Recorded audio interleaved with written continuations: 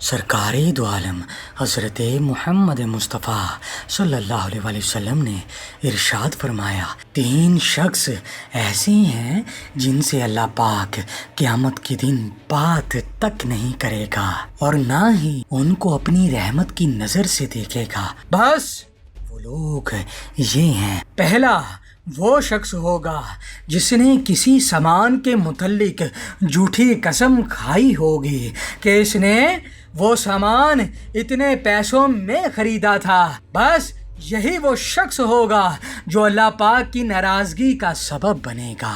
اور دوسرا وہ شخص جس نے عصر کے بعد جھوٹی قسم اس لیے کھائی ہوگی کہ وہ کسی مسلمان کے مال کا حق مار لے اور اس پر قبضہ کر لے۔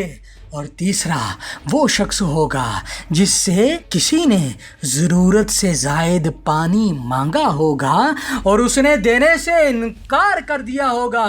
بس قیامت کے دن پروردگار عالم مولا کا فرمان ہوگا، اے شخص، جیسے تو نے زائد فالتو پانی دینے سے انکار کر دیا جس کو تو نے اپنے ہاتھ سے بھی بنایا نہیں تھا، بس آج میں بھی تجھے اپنا فضل اور کرم نہیں دوں گا۔